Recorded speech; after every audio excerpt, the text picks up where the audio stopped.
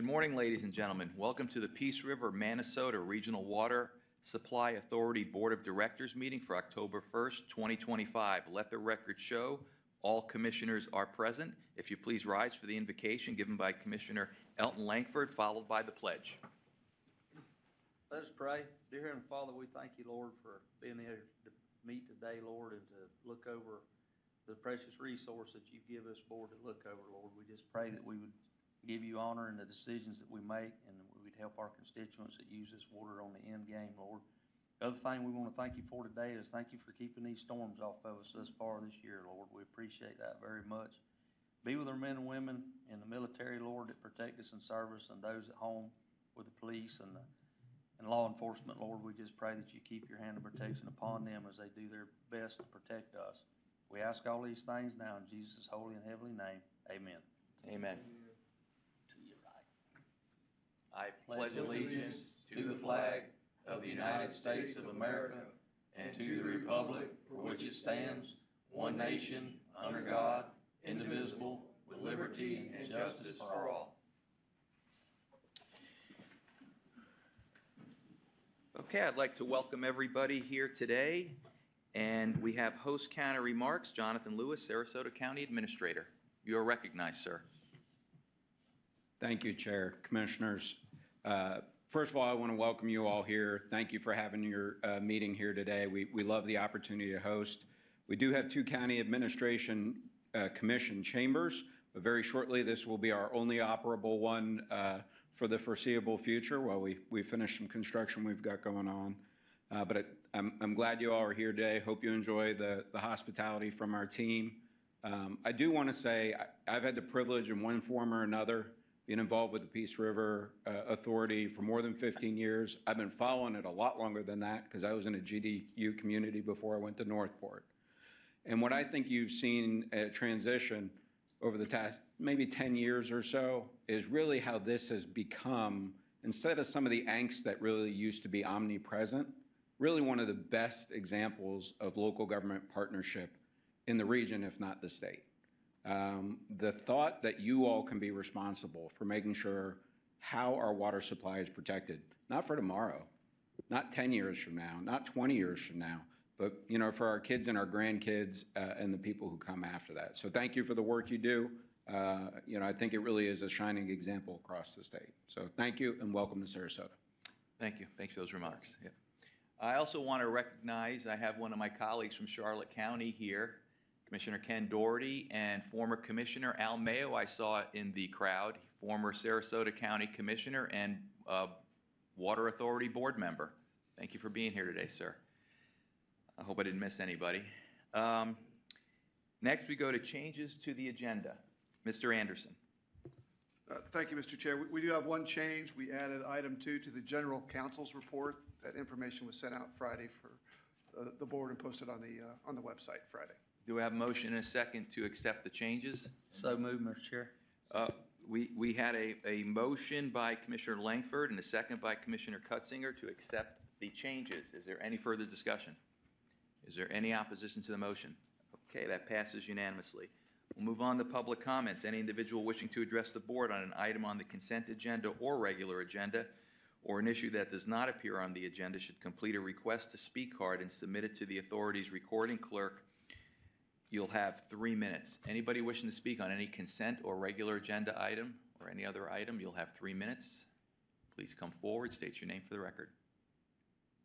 Okay, I see nobody rising. We are going to move on to awards recognition.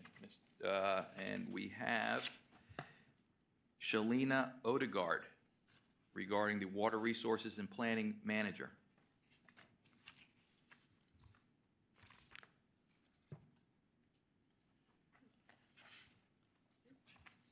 Good morning. I'm Shalina Odegaard, Water Resources and Planning Manager with the Authority, and I have Terry Brumfield here, Administrative Assistant with the Authority.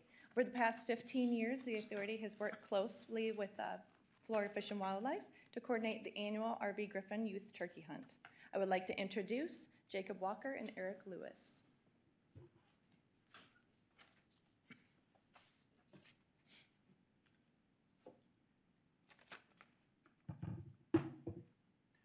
Good morning. Good morning. I'm Jacob Walker, and this is Eric Lewis, and we are here on behalf of the guides of the RV Griffin Hunt and James Shipman, who is our hunt master for this, who's been organizing and working with the Water Authority to put this hunt on with FWC. We've been doing it with RV Griffin for almost 15 years now, but this award was given to us as a hunt group for Organization of the Year out of 87 hunts throughout the state of Florida. And it reads, for their outstanding contribution, dedication, and enthusiasm in making sure our hunting heritage lasts well into the future through supporting the Commission's Youth Hunting Program of Florida.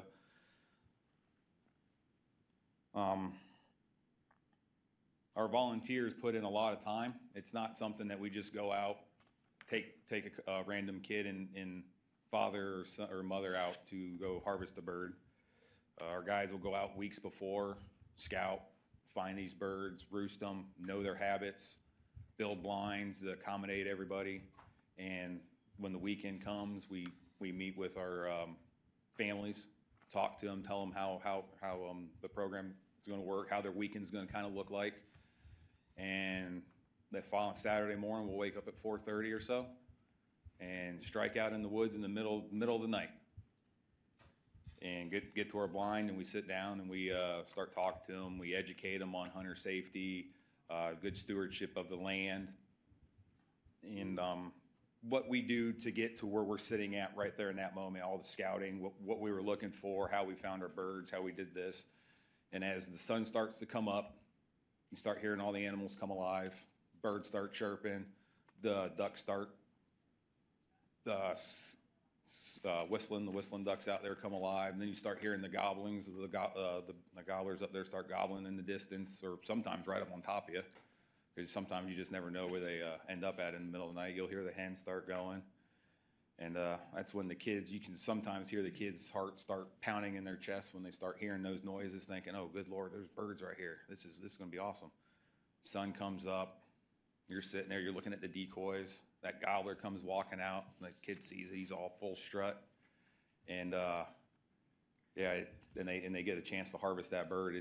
It's awesome. And most of the kids are first-time hunters, never been in the woods a day before in their life, and a lot of studies have shown that just this program alone helps these kids and even family members who's never hunted before have the knowledge to go out on their own the following year or later that year to go out and begin hunting and continue on the heritage of hunting in Florida. So it's just an awesome chance, the partnership that we have had with you guys, and that's why we want to give you this award, because if it wasn't without you guys allowing us to use the property, this award wouldn't exist for us. Thank you, guys. Appreciate those comments. Any comments from our members? Yeah, Commissioner Cutzinger, you recognize. Yeah, no, I think last week we had a proclamation. It was Take a Kid Outside Week across the nation, I think. And I just want to commend you for the work. We also did on one of our large preserves here in Sarasota County, we did a youth hunt. And it's one of the most successful things we've done. Getting these kids outside out from behind a screen and experiencing nature. I couldn't be more excited about that. Thank you for the work that you're doing, and I just hope it continues and grows, and appreciate you coming in to share that with us. Thank you, sir. Likewise. Commissioner Bearden, and then I I'm sorry. yeah, and then I have Commissioner Langford next. Commissioner Bearden, you recognize, sir. Thank you, Mr. Chair. Really appreciate everything y'all are doing. This is something that hits home to me. When I was a young lad, I did a lot of turkey hunts, and so I think it's so important that our youth understand this specific skill, and it's so important to be out there in the woods and to understand nature. And a lot of times when you're out there on your own, and as they learn at this age, when they get older, there's a lot of reflection time about life and about certain aspects. And I just think it's important that our youth do get involved in things like this. And I really appreciate everything y'all are doing and encouraging that. So thank y'all for everything that you do. Yes, thank you. Thank you for those comments. Commissioner Langford.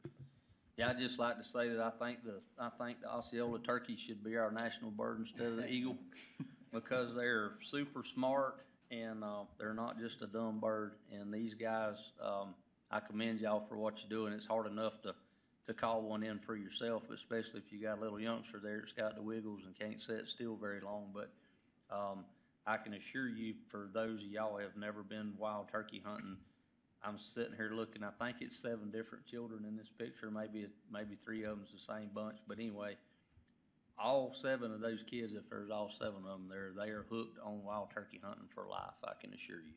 If Oh, you I ever get had one called in and hear him drumming and hear him coming to you, and to get to harvest that bird is not only special for the kid, but it's not an easy task for what these gentlemen do to get these kids on these birds, I can assure you. I've been skunked them many a time, and it's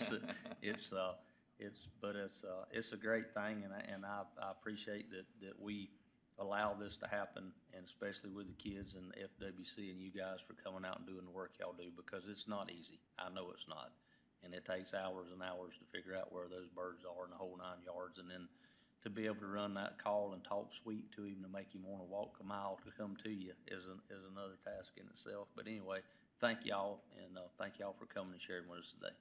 That plaque was for the authority? Yes, it was presented to us as the guides because it was for the guides, but we're presenting it to you guys because you allow us to use the land. Okay, would you like us to come around for a quick shot? If you guys Yeah, want to. let's do a quick shot and get the presentation.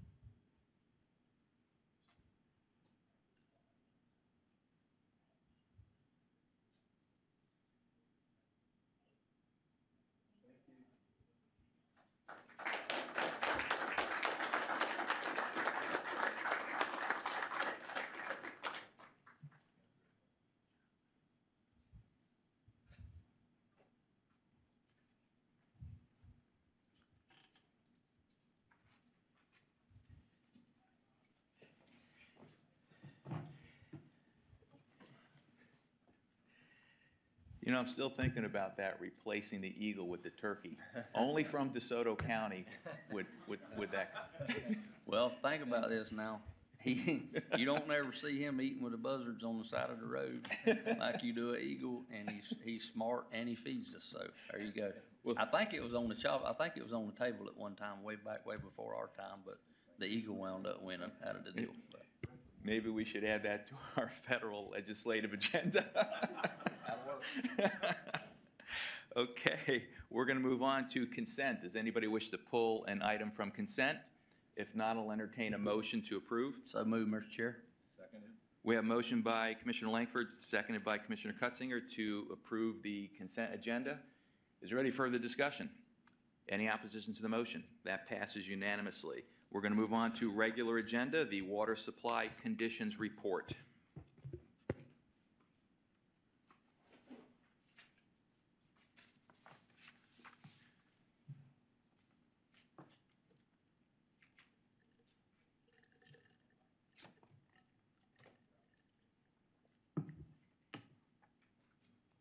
Hi, good morning. Katie Gilmore with your staff, presenting regular item number 1, our water supply conditions report. And as always, this is information purposes only and no action is required. So first we'll go over our rainfall, river flow, withdrawals, and storage conditions at the Peace River facility through middle of September, and then the regional water supply deliveries for our customers in the month of August. All right, so up first, this graph shows the Upper Peace River Basin average monthly rainfall. This is for 2 years, from September of 23 through August of 25. The blue dashed line is our historical average monthly rainfall, and the green line is the actual monthly rainfall we received. So as you can see here, we have been receiving rain during this rainy season. It has been below average, though, for June, July, and August. September, which is only shown through the, actually it's not shown at all in this graph, sorry, also followed the trend, though. We ended up with about 4.33 inches, and that's below the historical average of September.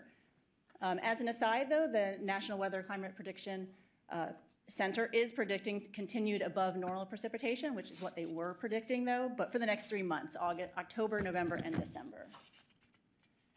All right, next up, the historical monthly Peace River flow, and this is for the last 2 years, updated through September 15th. So as you can see here, our blue dotted line is the historic monthly average flow, and the green is the actual monthly river flow we received. That red line shows the minimum flow we need to have to be allowed to pull water off the river of 130 CFS. So the below average rain we saw in August and September resulted in below average river flows, but in all cases the flow remained well above that minimum, so we have been allowed to withdraw water with no issues. The average flows for August and the first half of September, as shown on this graph, were 1,051 and 1,309 CFS. Those are about 50% of those historic average flows. That continued through September. The second half of the month, total September ended a little bit lower at 1,248 CFS. All right, but we have been able to withdraw water from the river with no issues, as I mentioned. So this is our river withdrawals for the last 2 years, going again through September 15th. Withdrawals for July and August, as shown here, are 38.7 and 21.1 million gallons per day. And for the most part, we were just withdrawing, especially in August, enough water to send to the plant send to the reservoir to make up for what we're sending to the plant for our needs. The average withdrawal for September was 31.8. But as of the beginning of this week, we started withdrawing a little bit more off the river as we were allowed to start bringing the reservoir up as the rainy season is coming to an end. And so the last couple of days, we're currently withdrawing about 45 million gallons per day, and that'll help us top off the reservoir. All right, so moving into our surface water storage in the reservoir system, this is the last 3 years, again, updated through September 15th.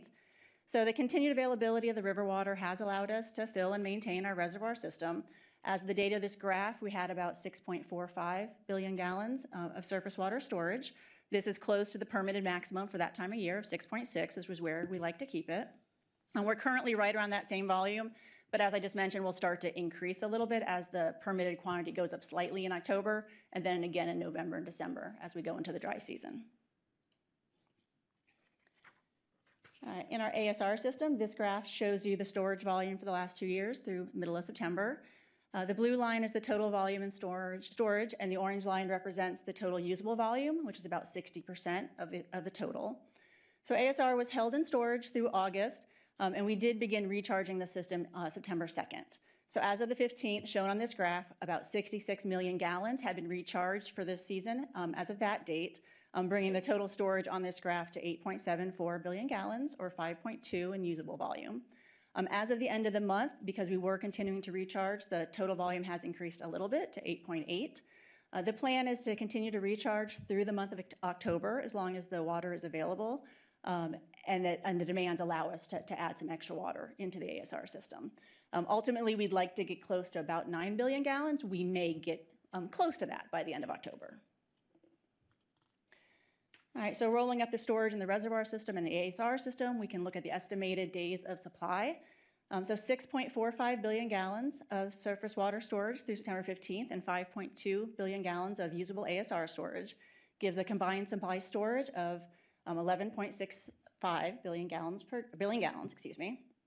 So if we look at this in terms of our average use of around 30 million gallons per day, that's 388 days, nearly 13 months. As the master water supply contract allocated quantity of 34.7, that would be 336 days. So we're still at 11 months of supply.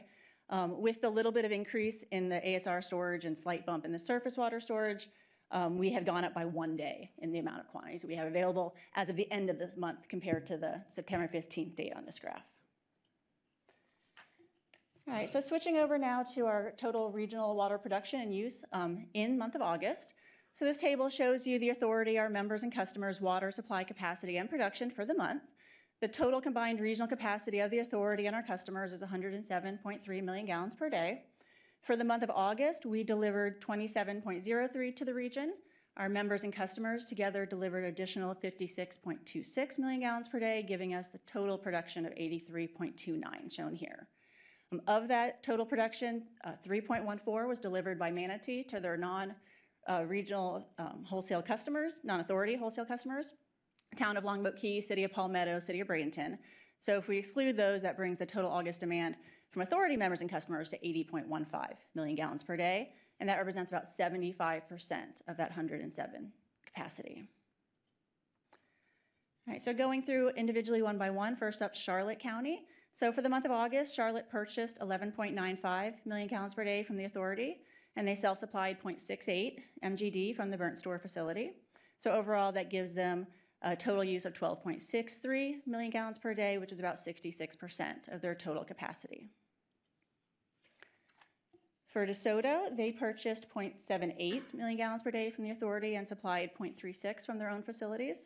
That gives them a total of 1.14, which is about 77% of their total capacity. All right, so of course, Manatee County is not a customer. However, this graph shows their own production and supply. And so, oops, excuse me. All right, so they produce a total of 45.66 from their water supply facilities. 39.75 MGD of that went to serve their own retail customers, and that 3.14 served their wholesale customers that are not authority members, Longboat Key, Palmetto, and Bradenton, and 2.77 was supplied to Sarasota through their contracts. So overall, that brought Manatee County to using about 86% of their total permitted capacity. For Sarasota, they purchased 13.7 MGD from the authority and self-supplied 6.45 from the Carlton facility. They imported about 2.78 from Manatee and a little bit from Northport, giving them a total use of 22.93, which is 78% of their total countywide available capacity. And then finally, Northport, they purchased 0.6 million gallons per day from the authority, and they supplied 3.1 from their two facilities at Myakkahatchee Creek and Welland Park.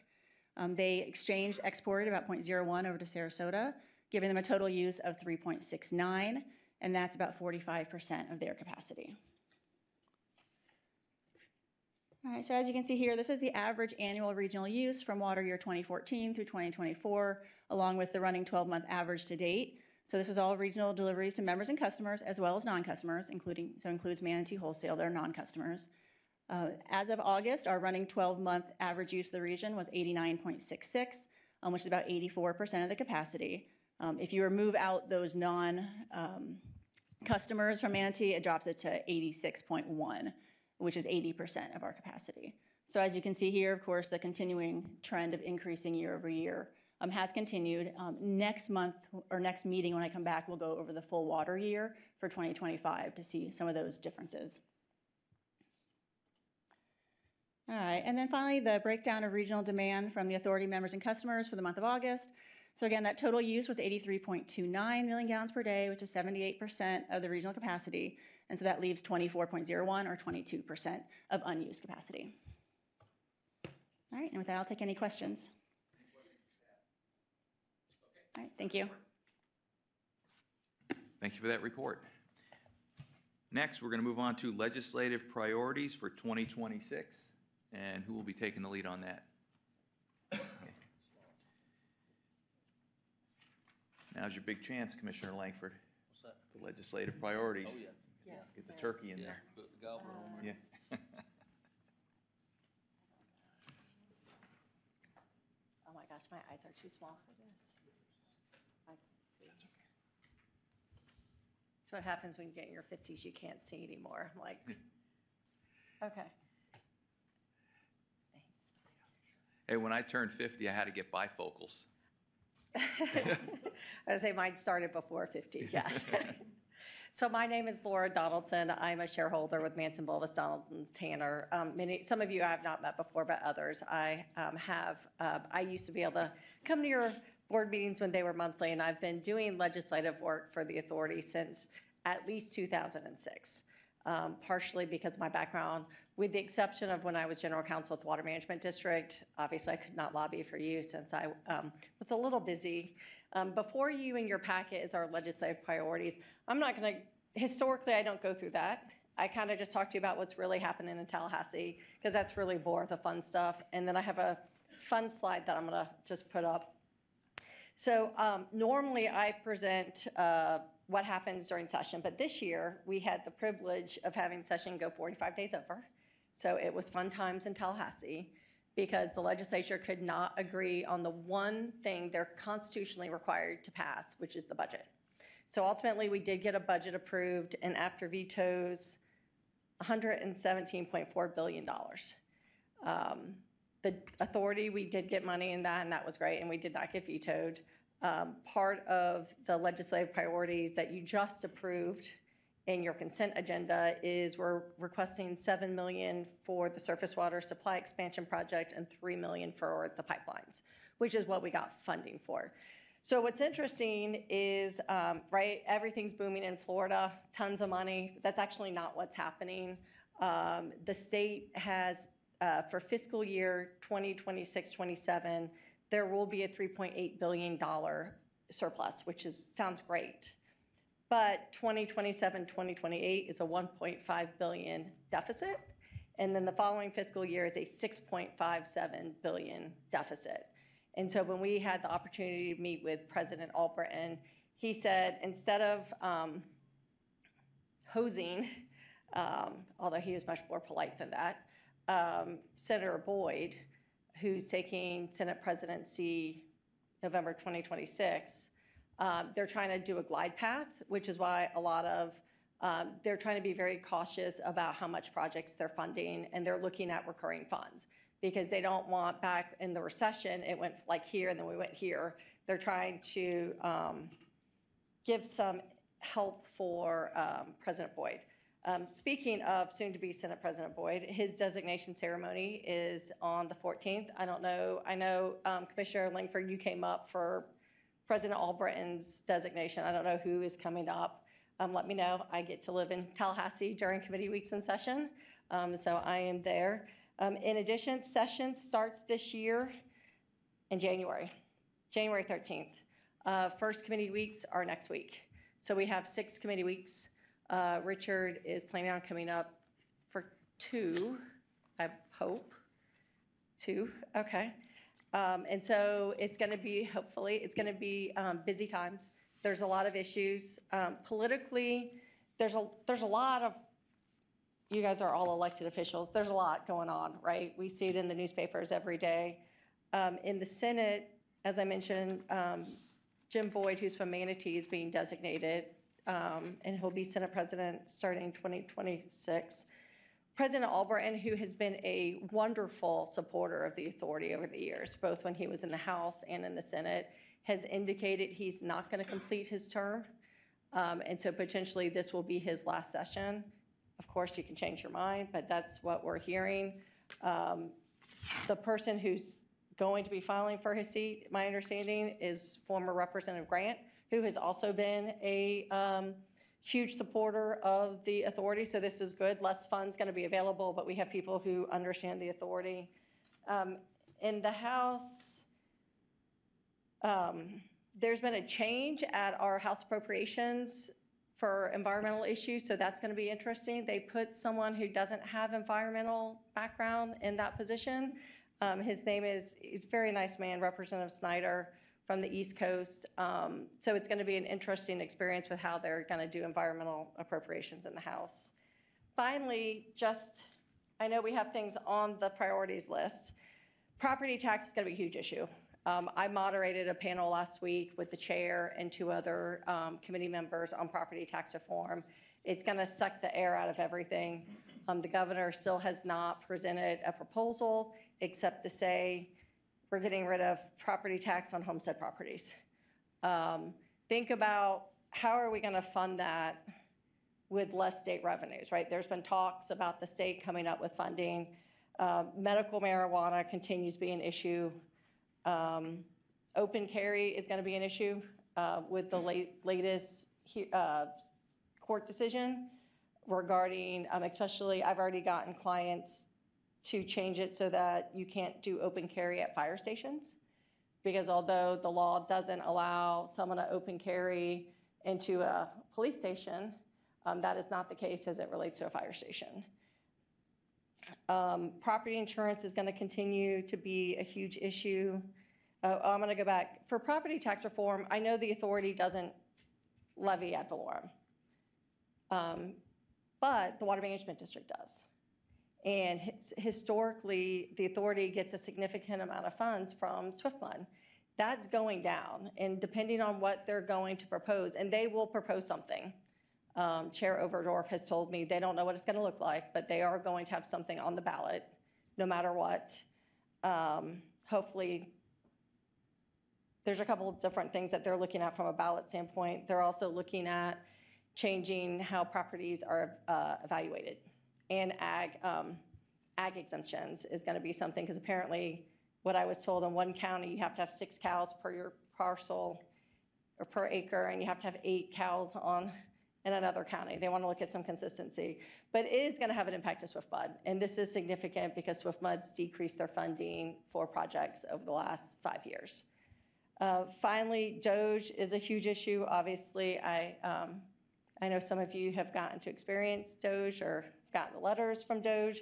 You know, there's 2 Doge processes going on, both from the governor's office and from the CFO's office. So that's going to come into play. CFO Angolia has requested a significant increase in funding so he can have a Doge office permanently within the CFO's office. So this is going to be debated. There's also a special districts bill that's going to impact special districts. One of the issues that will benefit the authority deals with liability and people using your property. Unlike water management district's property that's open to the public, that does not hold true for people on the authority's property. So there's going to be a lot going on.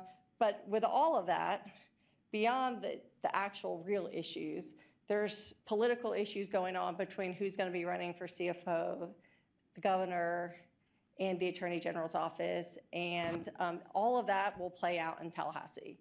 There is potentially the House Speaker might be running for Attorney General. That's going to impact pretty much everything that happens this session. I'm going through that very quickly because I know you have a long agenda, but I do. So I just find this to be very interesting because my first session was 1998, right out of law school. And I wrote the growth management law. So it's always very interesting, this perspective of what was introduced and then what you actually pass and people's perception of it. Because if you read the newspaper, it sounds like we're killing everything, and that's really not the reality. And so a legislator actually had this in his office, and I took a picture of it because I really just thought it gives some levity to the very serious issue of politics in Tallahassee. With that, you know, I request that you approve the legislative priorities. This is something I work very closely with Richard through session. When we have issues come up, I talk to him. I talk to the general counsel as well on what those issues are and how to move forward. Because there's a lot of things that don't hit the paper that could have a negative impact on the authority. And I know that was very quick. I could talk about this stuff for a lot of time, but I'm trying to be respectful. Any questions? See, I wowed you. Yeah, well, we can talk a lot on a lot of the stuff you just talked about, for sure. We'd be here till 4 or 5. Yeah. We could be here till 4 or 5 today talking about some of this stuff, but thank you. Okay, so I'm looking for a motion to adopt the legislative priorities for 2026. So moved, Mr. Chair. I'll second that. We have a motion by Commissioner Langford to approve the item, and Commissioner Teseo seconded the item. Is there any further discussion? Yeah, I'll chime in real quick on the, I watched the 2 committee meetings, the select committee meetings on the property tax reform, and it seems like they are far off from anything significant. There's been really no discussion of substance about revenue replacement. I think if I'm reading the tea leaves right, which, like you said, look at this chart you just presented, who knows? But it seems like there's going to be more of looking at homestead exemption and tweaking that would probably be the easiest thing to do. I think it's just too much too soon. They need more meetings, I think, to figure it out. I think they're starting to understand the mechanics of local government and how we fund things. And I don't think there was an appreciation of what we're doing as boots on the ground and the things we take care of that really keep people from bothering them up in Tallahassee. So if you could imagine if they take on the responsibility of this funding, guess where all the phone calls are going to go? Because as a local commissioner, if they do this, I'm going to say, you need to call your representatives up in Tallahassee. They're in charge now of how your local funding is coming. And I heard one legislature essentially say that. He basically, when they were summing up at the end of a committee meeting, said, listen, whatever we put on the ballot, if it says getting rid of taxes or property taxes, it's going to pass no matter what it is. And he said, we're going to own it. We are going to own it. So we better understand what we're doing. So I think they're all kind of taking a deep breath to really understand what they're going to recommend to the legislature this session. But there's a lot of things going on with consequences I don't think have been well thought out at this point. Yeah, I will say, Mr. Chair, it is interesting because I got to spend a lot of time with Chair Overdorf last Thursday, and they are intentionally not letting members talk about proposals because they want to get all the information out. And it was an interesting thing about how much constitutional officers take of your budget. I do a lot of first responder work, and I work for a sheriff's office. It's significant, but it's kind of an interesting thing because I actually joked on the panel, you guys are going to put a referendum that says, do you like ice cream? Yeah. Right? Exactly. I mean, yeah. So you have to know, and what's crazy is they're making other decisions too. There's going to be, I know, because I read the paper, right? The impact fee stuff is a big issue. There is a push. I've already started. I'm part of a group with the counties, the Florida Association of Counties, Florida League of Cities, the home builders, and the developers. They're going to take a whack at impact fees again, which is sad because we're 5 years in. Like, we finally got something passed. Can we wait a minute? But the intent is both for property tax and impact fees changes this year.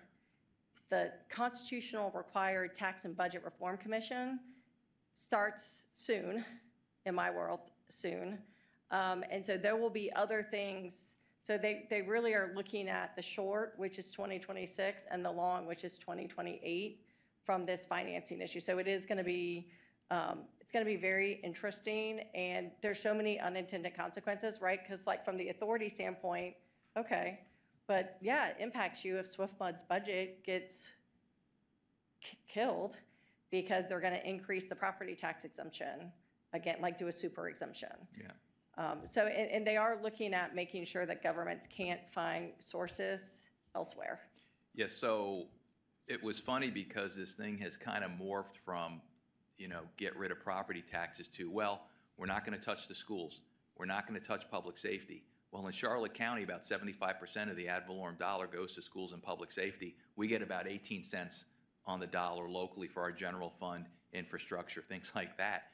So they keep exempting all these things. Now the piece that they're really talking about is a much smaller piece.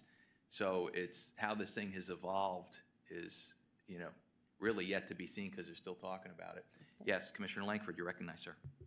I just want to throw my 2 cents in right quick, and I would go to Tallahassee, but it'd be a waste of my rump time in my seat because they don't half-ass listen to what we tell them anyway. But I worked for the property appraiser's office for 8 years in DeSoto County, so I understand how we derive the taxable values on all this stuff. I've watched them hack and hack and hack at adding to the homestead exemptions and all that, and that's fine. And I understand ag.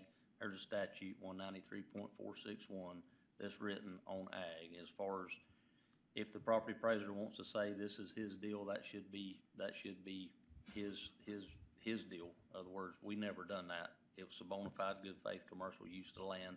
If you're using that land for agriculture purposes and that agriculture that's on there help subsidize your income, then that's considered bona fide ag. If what you're doing there is nothing other than trying to get a tax exemption, then you don't get it. End of story. It's set up to protect farmers and ranchers and people that are and grow people that are in the business so that they don't get taxed plumb out of their livelihood is what it's set up for, and to feed people. But anyway, as far as the taxes go and as far as the Doge stuff goes, we got a Department of Revenue that rides herd on the property appraiser. We got a Department of Revenue that rides herd on us. We pay an extreme amount of money every year to have an audit done of our county stuff that goes to Tallahassee. So the Doge stuff, if they were smart enough to look at everything they've already got in place, I don't know what they're coming down here wanting to do a Doge deal for to look in, because everything we've ever done is in those audits that we pay a lot of money to have done every single year. They can look at that. And if they find fat in there, then fine, look at cutting it. But the Department of Revenue rides herd on the property appraisers to make sure everybody's assessing the same way. And every time they give another homestead exemption, They've already got us capped at a 10 mil cap. So we've got to be proactive trying to figure out the ways to get the money so that we can fund the sheriff's department, we can fund PRMRWSA, we can fund the parks, we can fund all the stuff. And I think if they ain't careful, they're gonna mess around here and they're gonna cut these taxes on us, and if they do, and I've even heard that they're talking about putting a tariff, so to speak, on our tourists that come in here.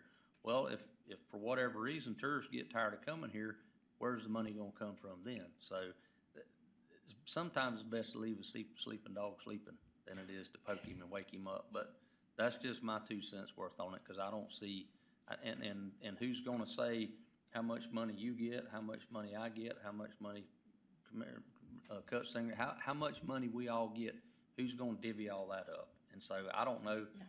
I don't know if I'm gonna get my fair shake of the pie if they go that way and cut the taxes. At least I can look my constituents in the eye and tell them why their taxes are what they are and show them where their money's going. So, I don't know. It seems like to me they're trying to cut the boots on the ground out of the deal, and everybody can stay in the bubble in Tallahassee. But I have to look these people in the eye when I go into Publix, or I go to a football game, or to a rodeo, or I walk anywhere in town. I have to look my constituents in the eye every day and answer for what I do. They don't. So they need to keep that in perspective too. So. Yeah, I'll just, an example, Chair Overdorf has mentioned that he's looking at a proposal that, the authority doesn't do impact fees, so it doesn't, but just in general, that people who pay impact fees get a credit towards property taxes. And my comment back was, well, that's great, but understand, I can't use impact fees for operating costs. And so they are they are very much open-minded. I think the issue is the governor came out and said, I want to do this, and didn't present any proposals, and the House is at least trying to do the research so that they can explain why something may work or may not work. At the end of the day, I think that they recognize there's some issues that need to be addressed. And that's why, just like with this conversation, I just think it's going to suck the air out of the room in Tallahassee. But there's some point today, there's going to be a notice. There's a meeting next week on impact fees at one of the committees, because they want to talk about what's happened with the impact fees this year. So even though property tax is going on, it's just never ending. And so I appreciate that you give us the opportunity to represent you. If you do come to Tallahassee, we have an office in Tallahassee. Please let me know. I have snacks. If you want snacks, I'm actually closer to the Capitol than the Association of Counties. And so please let me know. And if you ever need any help with Tallahassee, you can reach out to me as well. Yeah, I think, Commissioner, they were discussing for fiscally constrained counties doing some special treatment. There's so many things that are just getting thrown against the wall right now because they don't know. They just don't know. And the reason they're being tight-lipped on what they're going to do is because they don't know. Right.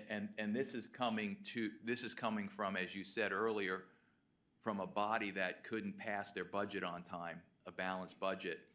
And, I just read an article today, SB 180, Manatee County and others filed Monday that lawsuit. So now it is a lawsuit. I think there's a couple of counties and municipalities, about 20 altogether, to challenge because of the vagueness of the language and how it's being done from county to county, being interpreted. What does it really mean? Well, I guess a judge is going to have to tell us what SB 180 really means because counties are having a hard time figuring it out, and it's hampering our local ability to make decisions that's best for our county and managing growth. So, that's another thing to keep an eye out for, because that may change the session as well. Yeah, and I have a city, I'm rewriting their water and wastewater ordinance and having the discussions about is this legal or not under Senate Bill 180, even though it's a resource-driven issue of it. And so it is going to be very interesting. Historically, what happens in a session before an election is they really try not to do anything crazy environmental. Although I did fail the Water Management District bill, I say it's the thank you South Florida for ruining it for the rest of the Water Management District's bill, because that bill really is directed at South Florida, but it impacts everyone. But historically, they try not to do anything way too controversial. But this year, some things are being driven solely for politics in this upcoming election. And I think we're going to see it depending on who gets into some of the races that just haven't announced yet. I was looking at the general fund for the state of Florida from 2019 to 2024, which is the same look that they're looking at counties to determine our spending. They're up 44%. And you just said next year they're going to be upside down. Yeah. Right? So the people that are doging us, you know, they're up 44% and they're going to be upside down. Yeah, it's a in a year. crazy thing, like the state, they have so when I worked at the legislature, my understanding what employees pay now is what they paid when I worked there decades ago. It is forecasted the state's health insurance, just there for their employees, is going to be short like $800 million. And so it is an interesting conversation when counties and cities and local governments are being questioned, and yet they know they have a huge deficit, but they're still not making the tough decision. The to deal with FRS, there's issues, and as you said, the health insurance, I think state employees pay $10 a month. Now, that's great if you're a state employee, but who's paying the rest? Well, the taxpayers. Right. I mean, $10 a month. But I mean, please, when you come up, come talk to me, because Yeah. obviously I'm a lawyer half the time, but I get to lobby the other half of the time, and I've been doing it for a long time, and it's an interesting, this is just going to be a really interesting session. Well, as Commissioner Langford said, we can talk till 5 o'clock, but it's my job as Yes. chairman to focus us back, and I'm getting off track. Thank you, sorry. So we have. Yeah, you're going to be here? Yeah, okay. We can talk afterwards, yeah. Perfect. Okay, so we have motion and a second to approve the legislative priorities for 2026. Any further discussion? Any opposition to the motion? That passes unanimously. Okay, we're going to go on to item number 3, partially treated surface water ASR project results.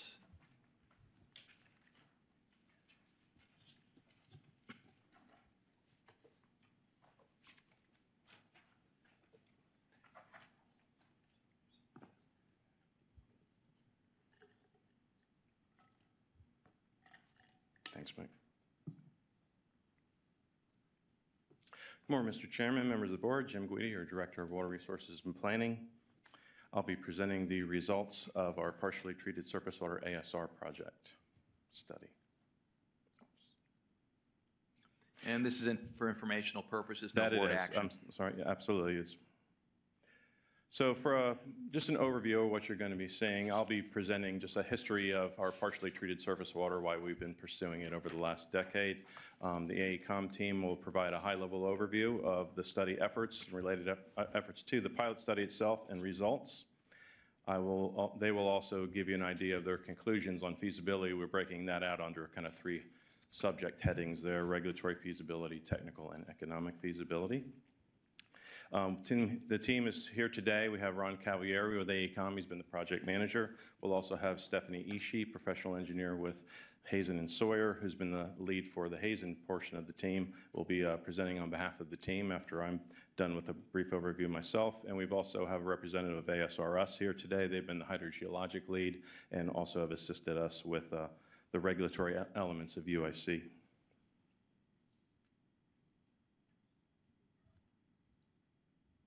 Sorry.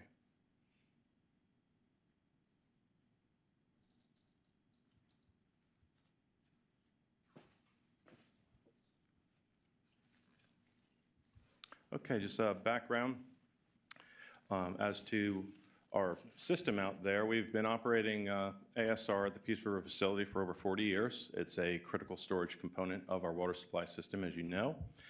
The regulatory entity over the UIC program in Florida is the FDEP, and it's the Underground Injection Control, or UIC, regulations that control our ASR operations. The full treatment as to drinking water standards is required by the regulations before we inject. So what that implies is that the water that we store in ASR is twice as expensive. We have to treat it before we inject. We have to treat it again before, obviously, we send it to the public. So again, twice the cost versus what surface water is.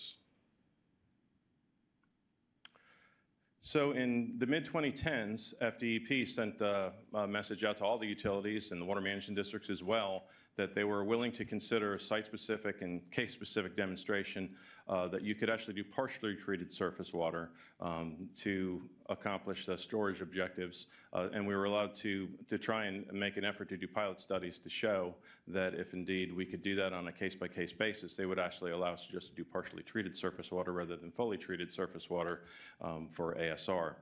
We knew that our conditions on site were perfectly adapted for that. Among some of those conditions are we have a very well-confined aquifer system. The water that we inject stays within the storage zone. That's why our ASR system works so well. There's no other wells in the immediate vicinity of our wells, no public supply wells, domestic drinking water wells. We have a long-term extensive monitoring network. We also have a lot of institutional control because we control so much property. So given that, in 2015, we had a consultant undertake a desktop evaluation to do a very preliminary feasibility as to whether this looks like something we should pursue. And that study found two primary items that are shown in purple here. You're going to see this through the presentation, but they became our objectives overall, and that was to decrease treatment cost, and also the potential was identified to possibly increase the water supply yield as well of our system as a result of partially treated surface water ASR. At that time, given that this was a pretty exciting opportunity, not only was DEP, but also the Southwest Florida Water Management District were interested in cooperatively funding this project. So that was something obviously that made us even more interested in pursuing it, and so we decided to pursue the project. In 2016, we had to apply for a permit to actually conduct the pilot study, which is actually a field study where we actually inject partially treated surface water. We collect the data to show, again, on a site-specific basis that we could do this. So we actually received that permit in just a matter of months, which is quite quick for a UIC permit. You could see that the will was there on the part of the regulatory agency as well as ourselves. So in 2017, we conducted that pilot study, and it confirmed pretty much what we expected. That injected water did stay in the injection zone. It stayed on the property. The microbiological constituents, coliform bacteria, et cetera, died off underneath the ground because it's an anoxic, it's non-oxygenated environment down there, so they do die off. So the findings were we could do this safely on site, and the study recommended that we apply for an operation permit. So in 2018, we applied for our operation permit. Unfortunately, the DEP had a change in policy. They decided to revert to their previous position. Disinfection was again going to be required, which is what they were actually going to waive as a requirement. And that was despite the pilot study results that show we could actually do this safely. So we ended up in a 5-year permitting process. Part of that was trying to get DEP to reconsider, to go back to allowing it to be non-disinfected water. They weren't willing to entertain that. Then we worked our way through, well, what would the permit look like under the circumstance that they were requiring. So by 2023, we had a draft permit, a lot of stringent monitoring requirements on it. There was new regulatory uncertainties, not only because of by the reversion back to requiring disinfection, but there was also new regulations out there from the federal government on PFAS, which had not been evaluated historically. We still had $1 million worth of funding from the DEP, so we decided to negotiate the best permit we could, and then to go back and reevaluate feasibility under the prevailing environment, again, to consider our two primary objectives. Could we decrease treatment cost? Could we increase supply yield? So in 2024, the board retained services of the AECOM team. The study that we were about to undertake was going to be funded entirely by FDEP and has been. So again, what we wanted to look at is just understand the prevailing regulatory environment, the economic conditions that have occurred since the pandemic, and just how we're operating our system now as compared to how we did it historically, our ASR system. So again, we had them look at kind of 3 aspects of feasibility. One was technical feasibility. Can we treat the water to meet the standards? And secondly, can we increase yield if we actually do partially treated surface water? From an economic feasibility standpoint could we lower costs? And if we could lower costs, how much would it reduce it? Would it be sufficient enough to make it a cost-effective project? And then lastly, under regulatory feasibility, we wanted to see whether we could cost-effectively comply with the regulations. We wanted to know if we could not do that, whether there was some form of regulatory relief available to us, an alternative standard we can meet, which is allowed under statutes. And if that was available, would that render the project feasible if that was needed? So at this point, that's the background. I'm going to turn it over to Stephanie Ishii to go over the project and the study, and I'll come back to discuss conclusions and recommendations and answer questions along with Stephanie if you have any. Thank you. Good morning, everybody. My name is Stephanie Ishii. I'm an engineer with Hazen and Sawyer. We served as a subconsultant to AECOM on this project, and as Jim mentioned, our project manager from AECOM, Mr. Rod Cavalieri, is here as well. And so really happy to be here with you this morning to discuss the results of the pilot study, the system-wide reliability modeling, as well as the overall preliminary engineering efforts that went into this work. And just to kind of give it all context, Jim mentioned that the entire focus of this work is whether or not it makes sense to pursue a potential change in the operation of the existing system.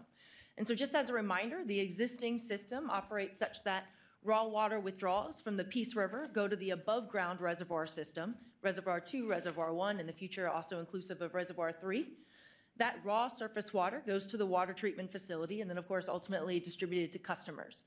When there is excess surface water available, excess meaning more than can actually be stored in the above-ground reservoir system, and there's additional treatment capacity available at the plant, meaning more treatment capacity than is needed to actually meet the customer demands, we can also have that fully treated water going to aquifer storage so that it can later be recovered during the dry season to, of course, supplement water that goes to your customers. What the partially treated surface water concept is exploring is whether or not a slight modification can be made in which you're no longer sending just fully treated water to ASR, but actually taking raw water from reservoir number 1, only treating it to the extent that is required for aquifer injection, and still doing that storage and recovery process where it ultimately goes back to the reservoir. And as Jim mentioned, one of the major benefits of this is that you're not treating the water twice, you're treating it somewhere closer to about 1.25 times, helping reduce your operational costs, but then also taking away the treatment plant as a major limitation on what can actually go into aquifer storage. So in the most ideal way, if this concept were to be implemented, it would be implemented such that we're meeting these two objectives. One, that it would be actually increasing the overall reliable yield of the system by taking away that limiting constraint of what's available at the treatment capacity. And then also reducing your O&M costs so much so that over the long term, year to year, however much you're saving in terms of ASR, it would justify the capital expenditure that's required for partial treatment. And so that is in its ideal form. So what the idea of this feasibility study was to really explore, as Jim mentioned, the feasibility of partially treated surface water ASR from a three-pronged approach, looking at it from a regulatory feasibility perspective, a technical feasibility perspective, and then really taking all that information together to say, what is the economic feasibility of this project when you consider all the assets that the authority currently has, those that are projected to be here in the future, and your projected demands. So from a technical feasibility standpoint, really trying to answer these questions here. What are the disinfection requirements? What are the filtration requirements to meet the standards that are in that existing permit?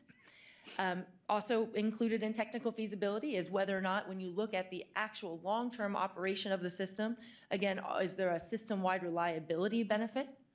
From a regulatory feasibility standpoint, Jim mentioned that the permit in 2023 was issued, and so we know what the regulatory requirements are, but a big piece of the regulatory feasibility question is whether or not there might be an opportunity for regulatory relief on some of the constituents that pose quite a bit of challenge with respect to the economic feasibility.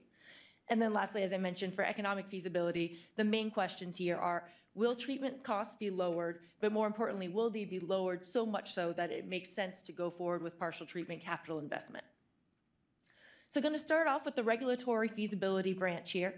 So just a little bit of a recap. Jim mentioned that in 2015, the UIC permit regulatory requirements defined partial treatment as really just being filtration, no chemical disinfection requirement. The reason that definition was done was that the filtration is really just done to help maintain the operability and the maintenance of the wells themselves. And then disinfection was not required because the total coliform standard was achieved by way of the aquifer conditions, that total coliform bacteria, because of the lack of oxygen, died off as demonstrated within the pilot on underground conditions.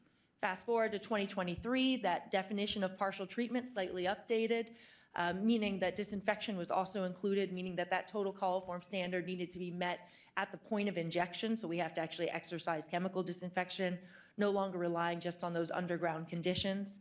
And the other very important thing that changed between 2018 and 2023 is that when we talk about primary maximum contaminant levels or primary drinking water standards being met prior to injection, it's now inclusive of those per and polyfluoroalkyl substances, or PFAS. And we'll talk about that in a little bit more detail. So when you think about that regulatory feasibility question, what this table here is showing you kind of a summary on the left of the parameters of concern with respect to regulatory feasibility. and then how we're going about addressing those regulatory concerns by way of the pilot study, as well as just by way of how we're looking at the overall system feasibility. So the first one there is what we just talked about, the total coliform requirement. Total coliforms are ubiquitous in surface water. There is a groundwater standard that needs to be achieved. As I mentioned, we're no longer relying on that natural die-off in the aquifer, so instead relying on disinfection. In our case, we'll be looking at, the pilot study specifically looked at chloramination, so the use of chlorine and ammonia as the disinfectant. That's relevant for the second row there, because not only do we need to make sure we're hitting those bacterial standards, we also have to make sure there's no secondary impacts or unintended consequences of the disinfection through the creation of disinfection byproducts. And so that is a major benefit of using the chloramines as opposed to free chlorine, is that we're able to do that disinfection while keeping our DBPs low. The third row there speaks to arsenic, again, naturally occurring in the subsurface, fairly ubiquitous in Florida. And the way that we are going about monitoring and controlling that arsenic mobilization within the aquifer for partial treatment is the exact same way that it's currently handled by way through full treatment, your existing ASR system, which is through, as shown here, institutional control and monitoring. So Jim mentioned that the authority has the benefit of an extensive monitoring system of your ASR system, has quite a bit of institutional control over the property, also does not have nearby wells held by other users. So you're able to really maintain that bubble and monitor that bubble within the ASR system to ensure you're not having that unintended mitigation or migration of arsenic. And then lastly shown here is PFAS. So PFAS, perm polyfluoroalkyl substances, PFOA, PFAS, these are all the words that you probably hear with respect to this new MCL for drinking water. It is relevant for this study, but it should also be noted that there's still quite a bit of uncertainty with respect to when enforcement of this MCL will come into play. It was originally anticipated to be 2029. As of this year, that is potentially being extended 2 years to 2031. But the implication for this study is that if it is indeed required to meet the PFAS standard prior to injection, that would substantially change the treatment that would be required for partial treatment. And so as we move forward in our piloting conversation, we'll be talking to you about what it would take to remove the PFAS from partially treated water and why that very much so drives whether or not this project is economically feasible. And so you can see here that in terms of a strategy, it's actually shown as none. And the reason we have that is that if you are required to meet a PFAS standard prior to injection for ASR, it would not make sense to do partial treatment. It would make sense to continue doing what you're doing in terms of fully treating the water prior to injection, because these constituents are present at really low levels, and it's with existing technology very difficult to remove them in a partially treated supply. You might as well remove them from a fully treated supply. So with respect to regulatory feasibility, under the prevailing regulatory environment, regulatory relief from disinfection and PFAS treatment requirements is really believed to be infeasible. Jim talked about this 5-year permitting process, lots of conversation with FDEP, so it really made sense to move forward with the pilot, assuming that disinfection is required, and of course also exploring the PFAS implications. Regulatory relief from disinfection might become more feasible in the future because of those efforts with respect to aquifer conditions and the die-off. The regulatory relief from PFAS presents a little bit more significant challenges because it's a recalcitrant constituent that is certainly not going to die off in the aquifer. It will continue to prevail and cycle throughout the system.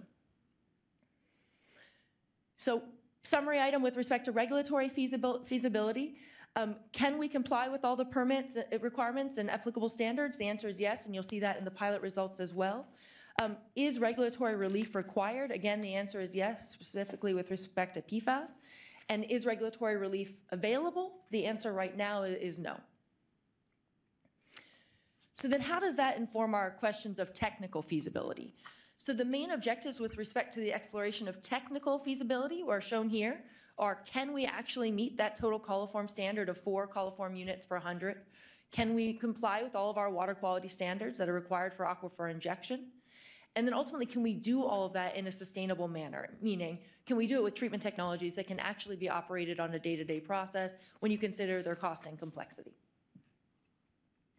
So the way that we went about answering those questions were by way of a pilot treatment system, and this was the precursor to this pilot system was actually a bench scale study. And you can see here that with the support of the authority staff, a pilot was constructed and operated looking at taking raw water from Reservoir 1, it's really the plant influent, taking it through various filter columns, also doing chloramination through the injection of ammonia and chlorine, and the following conclusions were met. That yes, you could indeed meet that total coliform standard, and as you might imagine, it does require that disinfection. Couldn't be achieved just by way of filtration. Yes, we can certainly comply with all of the water quality standards by way of this treatment. Some nuances or caveats are shown here that, for example, for one of the parameters that we are looking at, one of the DBPs, haloacetic acids, need a slight modification in the way that we preserve the samples as they go to the labs, just to make sure that they're not continuing to form as they go through transport. And then also with respect to PFAS, you specifically need to have a certain filter media for its removal, granular activated carbon or GAC. And then lastly, with respect to sustainable operations, the water quality coming into this pilot system in terms of filtration, we were able to run it all the way up to 10 gallons per minute per square foot in terms of the loading rate onto those filters, which is quite reasonable and helped inform our cost-benefit analysis. So overall treatment recommendations are to move forward with the assumption of chloramine disinfection in our economic evaluation, to also assume the use of pressurized sand medial filtration at that loading rate of around 6 to 10 gallons per minute per square foot for sizing purposes. And then if PFAS removal is required for the point of injection, then we would of course have to assume GAC media. And then lastly, for the economic evaluation, we've assumed a partial treatment system with a capacity of 10 million gallons per day. And that's really to serve as this sweet spot. 10 million gallons per day of partial treatment capacity allows you to have enough capacity that you're putting a meaningful amount of water through partial treatment and into the ASR system, but not so much capacity that it's going unused, because you only have so much river water to start with, regardless of how much capacity you built. And then that pilot system was coupled with a system-wide reliability modeling effort. And so the reason that those two things were coupled was that the pilot really helps you see, is treatment possible? The system-wide reliability model really helps you see what is the role of that system within your actual overall system, the plant, the reservoir, the potential, the expansions that are of course planned in terms of your projected demands over time. Because yes, partial treatment is cheaper than full treatment, gallon per gallon, but what you really care about is how much of that cheaper cost are you going to get long-term in terms of how much water is actually going into ASR. So if you focus on that graph on the right, this is one scenario that was done within the within the system-wide reliability model, where we put some constraints on the ASR activity to be pretty reasonable with respect to how the authority currently operates. And what the y-axis is showing you is the reliable yield. Stated differently, it's the maximum annual average regional demand that the system is expected to confidently meet. And so if you look at the first bar there, that is existing infrastructure, no ASR. So no fully treated ASR, no partially treated surface water ASR. You can see that you've got a reliable yield of around 25 million gallons per day with those constraints on the system that are as part of the model scenario. As Jim mentioned, if you go from bar 1 to bar 2, even without partial treatment, just assuming your full treatment right now, you can see the benefit of the fact that you have ASR, because with your existing treatment and your existing ASR system, your ability to meet regional demands goes up around 5 to 6 million gallons per day. Now, if we move from bar 2 to bar 3, the difference here is that we're expanding your infrastructure. So expanding your intake, bringing on reservoir number 3, expanding the water treatment plant, still only doing fully treated ASR. And you can see here that, of course, those investments that the authority is making substantially increase your ability to meet regional demands over time, going from 30 to 45.5 million gallons per day. But the important thing to note is if you look at columns 3 and 4, those are even. And why they're even is that by bringing in partially treated surface water ASR, that certainly helps your O&M costs, but it actually doesn't impact your overall ability to meet regional demands. And that's because the way that ASR works, we're taking advantage of that wet weather condition when the water's available. We're taking it out of the aquifer when we need it during the dry season. Partially treated surface water ASR helps bring down the O&M costs, but it doesn't change the amount of water that we can get in. So it comes down to a cost question as opposed to a reliable yield question. So that really helps refine the focus of the study to be about O&M costs and not necessarily about system reliable yield. But this graph also just shows the criticality of your ASR system, even as it is today. So summary statements here with respect to technical feasibility. Yes, the pilot system showed that it is technically feasible to meet the permit requirements for partially treated surface water ASR, but with respect to system reliable yield, no benefit with respect to bringing into partially treated surface water ASR. I have a question real Yes, of quick. I'll course. jump in Yeah, at this please. point. So as I read through this with the partially treated surface water, and I go towards the end with recommendations, if we're going to change the regulatory environment, there's really no wordsmithing that I see that we can have a discussion about. It may be a legislative thing, because when I go back to the previous item, we do have a legislative statement in there that I was trying to match up with this item, and it's essentially saying the legislation that may revise aquifer storage and recovery requirements and support any legislation that would benefit the authority's ASR program. I'm assuming this would fit under that, but there's no specificity, because when you go and do an ask, you need to say what exactly you asking us to reform or change, and then we show them a dollar amount. You know, this is the net result in savings if we're able to change this regulatory environment. So I think, for me, I'd like to consider some type of language that would help with this item if the net result is we're going to save in the long run. And I don't see that in the presentation at this point.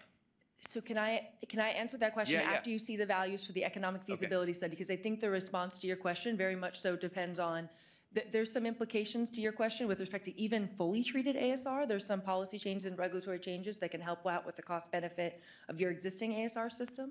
But then with respect to partially treated surface water ASR, the economic feasibility is not that favorable even in the case of regulatory relief when you look at how much the ASR system is actually projected to be used. So let me Okay, show you yeah. those values and see if that helps out with that question. Thank you. Of course. Were there any other thoughts before moving on to the next section? Well, the key was, I said, Yeah. we have to demonstrate a net benefit. Yes, exactly. Yeah, So and if it's not there, it's not there. Yes. Yeah. And before going to the values, I do want to emphasize that the economic benefit or the cost benefit analysis that was done for this work is very site specific. So this is not related to a global industry conclusion on partially treated surface water ASR.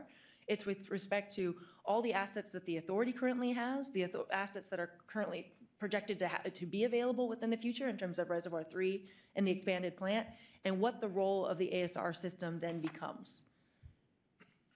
So let's jump right to that. For economic feasibility, so I mentioned that we're assuming a treatment capacity of 10 million gallons per day with respect to that partial treatment system, because it's this kind of sweet spot between O&M benefit and keeping our capital costs down.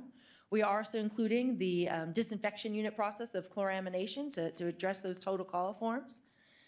We are assuming in this economic feasibility piece some regulatory relief, meaning that we're not required to achieve PFAS.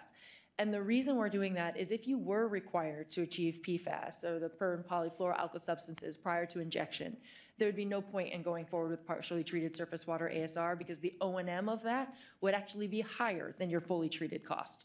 So you would lose that O&M benefit. So moving into the actual values here. So this is first just a summary of the estimated capital costs. You can see here that we looked at with and without disinfection, with and without a repurposed pump station at reservoir number 1. Capital costs for this partial treatment system generally range between $14 and $16 million. And again, to your point, Chair, the reason we looked at kind of these different variables were to see how valuable would regulatory relief, for example, with respect to disinfection, be or not be. We also looked at some potential additions and subtractions in the table at the bottom there. For example, removing disinfection would benefit your capital by about $1.3 million. If we had to add on a new electrical building, we'd add about $500,000. So that's just the capital cost, but what really matters is how does this capital cost compare to the long-term O&M benefit of partial treatment versus full treatment? And so that's what you're seeing here. What you're looking at right now is a table of the benefit to cost ratio over a 20-year planning horizon, or stated differently in the second row there is a payback period. So looking at 20 years of projected ASR use and that capital cost, is the benefit of doing partial treatment greater than the cost? If that ratio is greater than 1, that would mean yes, the benefit is greater than the cost over 20 years. If it's less than 1, which you see there, it means actually that the benefit is less than the cost over 20 years. And you can see here that the payback period, accordingly is greater than 20 years. Stated pretty simply, it's just that the capital cost that's required for doing partial treatment is fairly high relative to the O&M benefits of doing partial treatment relative to full treatment on the ASR. And that is very much so related to what your projected use of ASR is into the future, Because you have the added benefit of Reservoir 3 coming online, meaning more storage for those excess wet weather flows. Meaning also you have the plant expansion coming down the road, meaning more ability to actually fully treat water going into ASR, so that role of the partial treatment becomes less and less over time. Did we index our O&M costs for the payback period?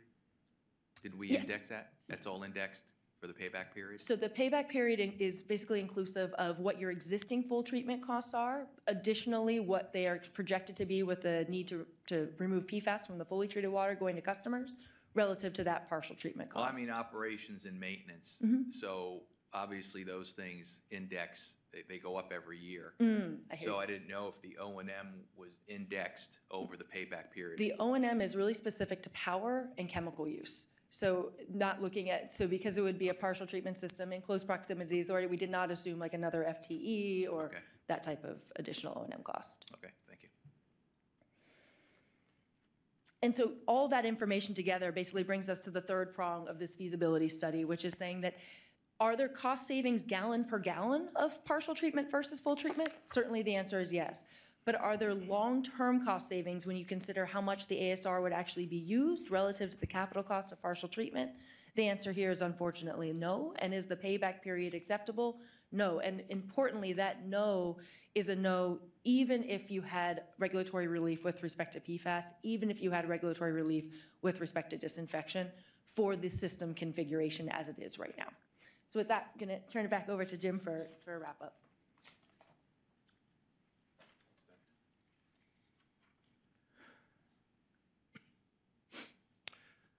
So I think Stephanie covered the conclusions quite well. They're summarized here. As she mentioned, these are very case and site specific. They're not some universal conclusion for partially treated surface water and other projects. But for our site, again, we think, we certainly could treat this water if cost was not an object, which of course it is. If regulations were an object, which again, of course they are. But we didn't see an increase in yield, which is one of our biggest objectives, one of the two. We found that it was economically infeasible to meet this. We did not see a sufficient cost benefit, which is our second objective. So with those two, we basically struck out. Now, from a regulatory standpoint, again, we think it's infeasible now to try to get regulatory relief. Doesn't mean at some point in the future things might change to make things more worth looking at again, but conclusions for us right now are it's really not a feasible project.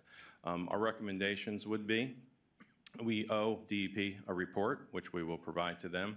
We don't believe we should spend any additional time, effort, and money on additional design or permitting.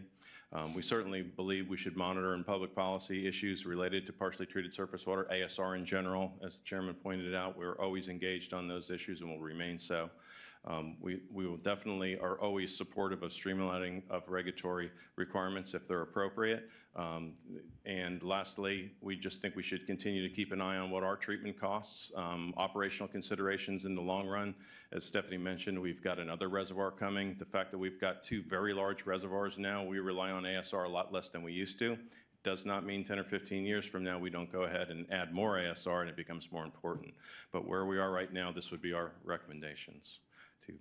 Any member comments? Okay, thank you for those, the presentation. Thank you. Thank you, sir. We're going to move on to item number 4, which is an action item. Yes, Mr. Anderson, you're recognized.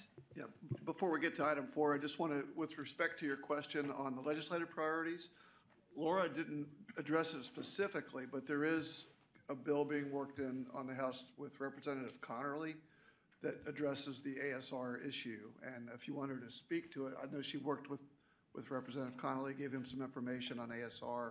Do you have any information, Laura, on what's going on with that? Or? Yeah, you'll have to come up to the mic and state your name for the record. But my point is, if there's no objection from the board. Even if there is, the recommendation is it doesn't make sense financially anyway. Correct. So, I mean, I'm not sure that we spend the time to move forward. Well, was this bill something different? Mr. Chair, just real quickly. Name for the record. Laura Donaldson. The Representative Connerly has a potential bill dealing with ASR to address some of these issues. I have not seen the final version. He had a big presentation on it. I think part of it, from my standpoint, is I'm always watching what's happening with ASR to make sure that they don't make it even harder to do ASR. And so I don't, at this point, know what it's going to look like. I know they're trying to get rid of some of the requirements to make it a little bit cheaper. You know, the PFAS issue is always interesting because technically, at the end of the day, the water, with these new regulations, the water coming out of the plant is what's important, because that's really what they're monitoring right now. But that's the latest. We haven't seen the bill filed yet. Yeah, I think once it's filed, I think that's something for the board to consider maybe at our next meeting. If the language meets with our approval and it's going to help the authority, it may be a bill we want to support as a body, but we'll need more information when that comes around. As soon as it, Mr. Chair, as soon as it gets filed, I will send it to Richard and he can send it to the board. Thank you. Any comments, questions? Okay, we're going to move on to item number 4, the PR3 volume number 3 electrical package and volume number 4 guaranteed maximum price. Mr. Knowles is presenting. You're recognized, sir. Morning, members of the board. Mike Knowles with Authority staff, presenting regular agenda item 4. This is the PR3 volume 3 electrical package and volume 4 guaranteed maximum price.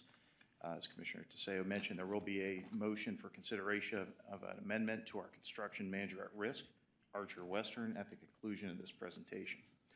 I'll go over the components in the volume 3 electrical package, talk about the volume 4 conveyance pipeline work, provide an update to the surface water supply expansion project, and then entertain any questions before going to the motion. So our volume 3 electrical package is being designed by our engineer of record on PR3, HDR, and it's proposed that Archer Western perform this work under our CMAR contract. While the majority of this work is focused at the plant site, these are electrical improvements needed on both the reservoir site and the water plant site for both the PR3 project and the new water treatment plant.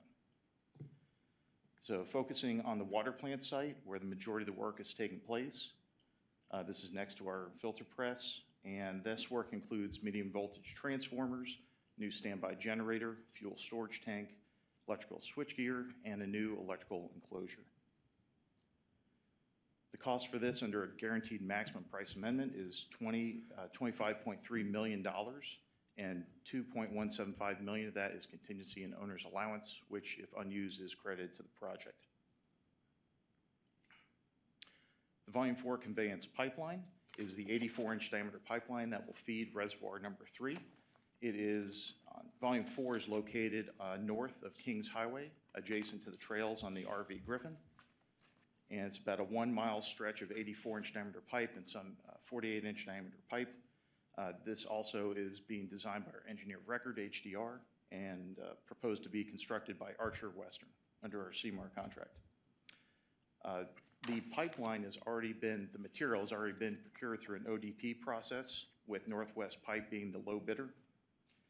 That was through an authorization back in December by the board. And currently, about 1,000 miles north in Parksburg, West Virginia, sit our raw steel coils.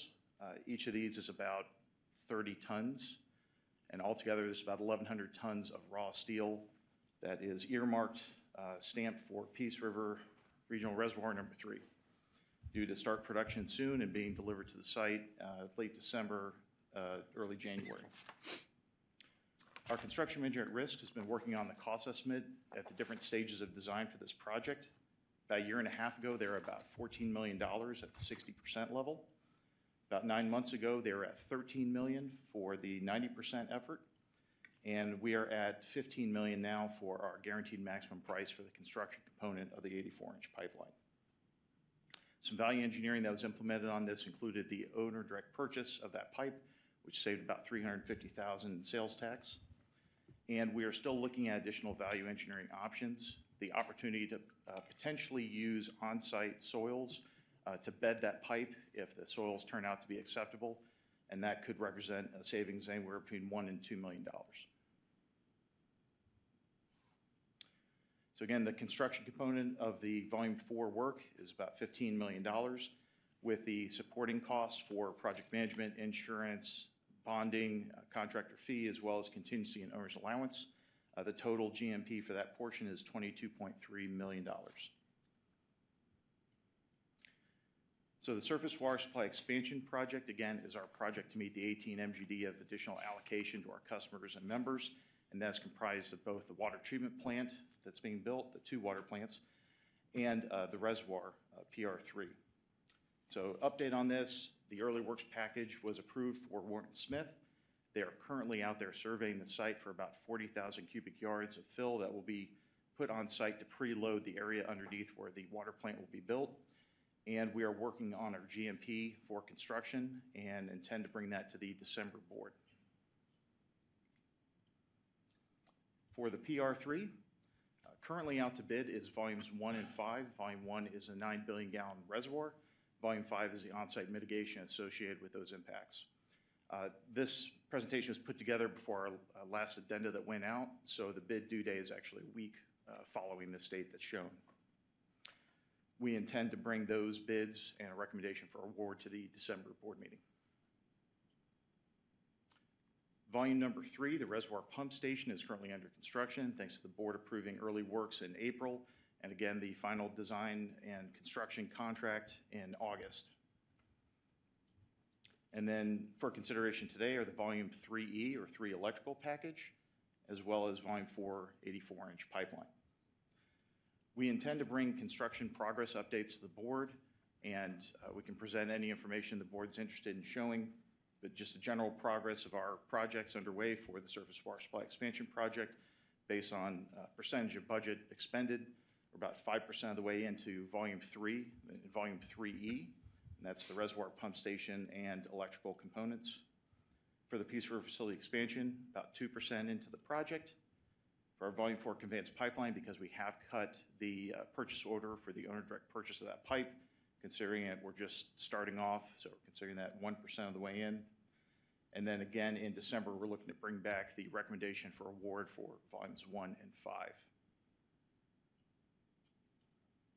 With that, I'd like to entertain any questions the board has before going to the motion. Any member questions? I'll entertain a motion. So moved, Mr. Chair. Second. We have a motion by Commissioner Langford, second by Commissioner Cutzinger, to approve item number 4 on the agenda. Is there any further discussion? Is there any opposition to the motion? That passes unanimously. Thank you, sir. We're going to move on to General Counsel report. Mr. Manson, you're recognized, sir. Thank you. That's Doug Manson, General Counsel.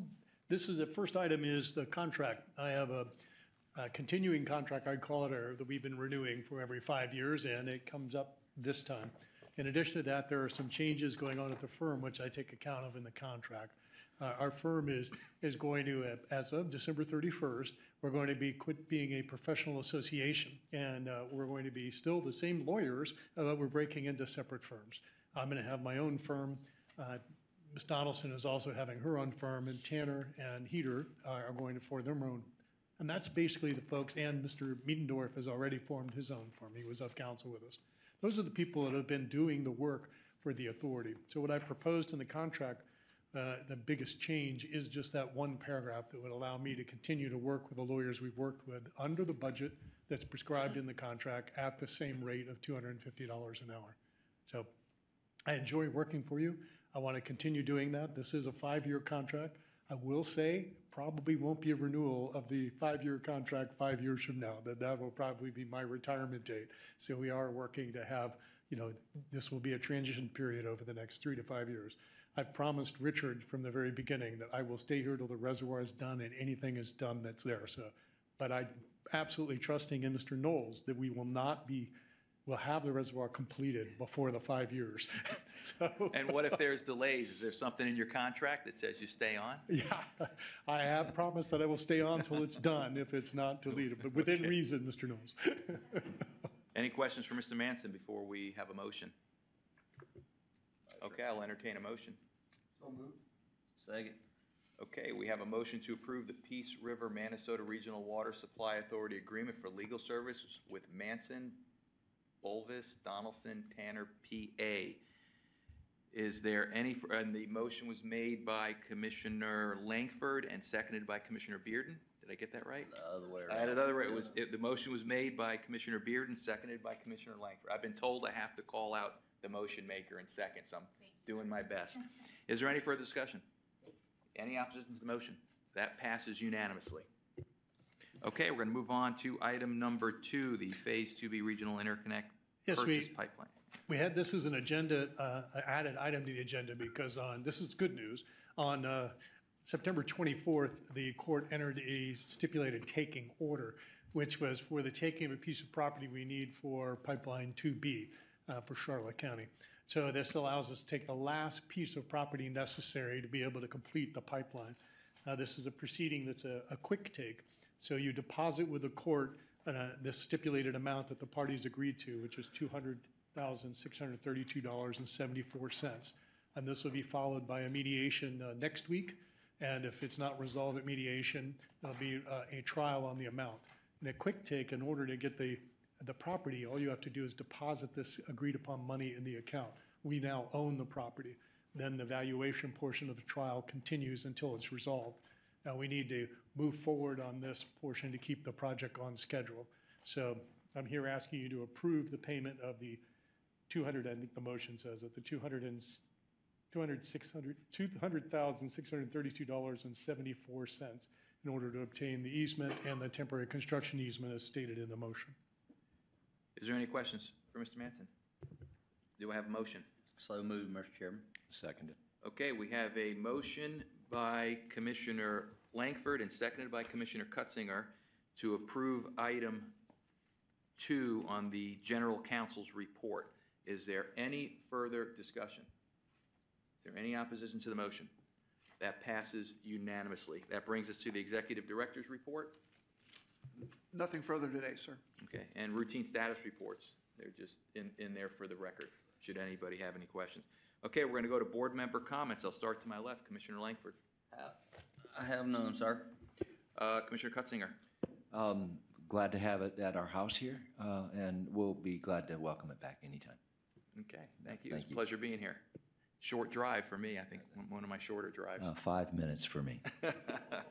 Well, good for you. I can't wait till it's in Charlotte County. Commissioner Bearden, any comments? Okay, next, and I have no comments. We have public comments. Anybody from the public wishing to speak on any related item, please come forward. You'll have 3 minutes. State your name for the record. Anybody from the public wishing to speak, please come forward. You'll have 3 minutes. State your name for the record. Okay, just some announcements. We have the Friends of the Peace Water Barbecue, November 14th at 11:30 a.m. at the Peace River Facility Ranch House in Arcadia. And I think we have some new food vendor, from what I understand. Yes, sir, Mr. Chair. We have a new vendor. I'm told it's as good or better than last year, so Okay. well, it remains to be seen. But everyone's welcome. Please attend. If you didn't get your invite, you weren't supposed to get one. No, I'm kidding. I'm kidding. No. Okay. And our next authority board meeting is Wednesday, December 3rd, 2025, in my hometown, Charlotte County. If there's no further comments, this meeting is adjourned.